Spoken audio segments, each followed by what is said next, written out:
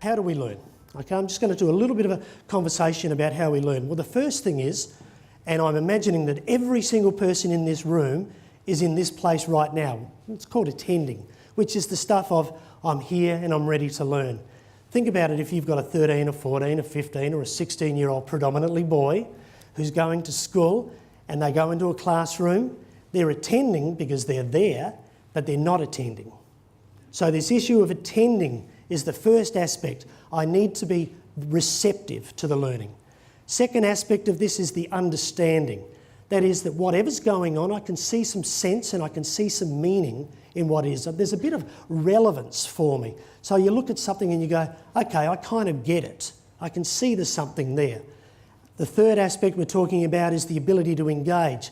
I can see there's something there and I think I know what I can do with it. Okay, so you can see we've got some building blocks going on here. So the stuff of building on in terms of, I think I can do something with that stuff, so I'm engaging with it. Fourth building block that we're talking about here is the notion of retaining. So that business of not only about engaging with it, but it kind of sticks. It stays with me, so I'm able to retain it. And that becomes really important because when I go away and I do stuff, I'm able to go back into that same context and do it again. Great learning starts to appear when we take stuff that we've retained and we find we can reuse it.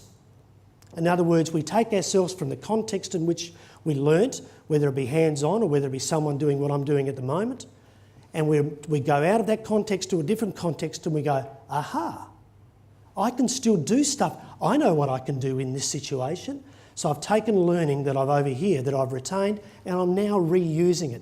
How fantastic is that, to be able to work in a different context and to be able to use prior learning? That takes us into that situation where we're growing. We've got those neurons going now. They're really getting stuck into it. So that's the stuff of the excitement, of the growing, which then leads us to the stuff of developing, where we're able to build ourselves in terms of our intellectual capabilities and capacities, in terms of building ourselves and developing and finally becoming what we choose to become.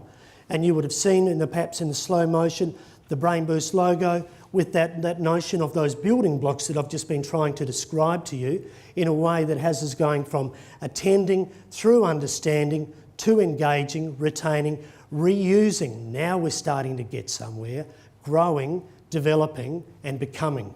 That's the stuff that we want to get to. We want to get to that deeper learning, which is the stuff of the brain being able to go, I get this and I can reuse this.